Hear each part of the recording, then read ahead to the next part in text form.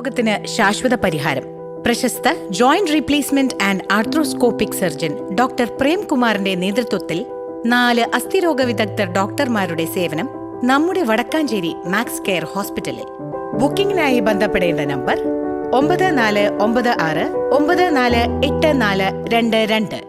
ചെറുതുരുത്തിയിൽ സ്വകാര്യ വ്യക്തിയുടെ ക്വാർട്ടേഴ്സിൽ നിന്നും സംസ്ഥാന പാതയിലേക്ക് കക്കൂസ് മാലിന്യം ഉൾപ്പെടെയുള്ള മലിനജലം ഒഴുക്കുന്നതായി പരാതിയെ തുടർന്ന് വള്ളത്തോൾ നഗർ ഗ്രാമപഞ്ചായത്തും ആരോഗ്യവകുപ്പും സംയുക്തമായി പരിശോധന നടത്തി.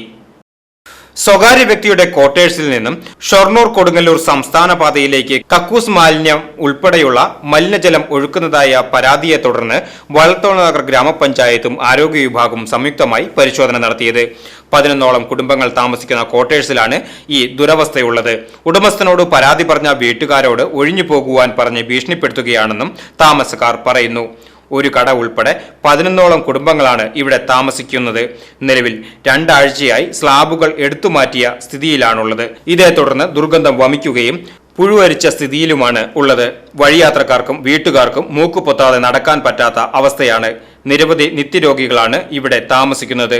6 മാസങ്ങൾക്ക് മുമ്പ് മലിനജലം സംസ്ഥാന പാതയിലേക്ക് ഒഴുക്കിയതിന് 25,000 രൂപ പിഴ ഈടാക്കിയെന്നും എന്നാൽ അത് ഇതുവരെ അടച്ചിട്ടില്ലെന്നും അതിന്റെ മേൽ നടപടികൾ സ്വീകരിക്കുവാനായി പഞ്ചായത്ത് പോലീസിനും പൊല്യൂഷൻ വകുപ്പിനും പരാതി കൈമാറിയതായി പഞ്ചായത്ത് സെക്രട്ടറി ഷെരീഫ് അറിയിച്ചു.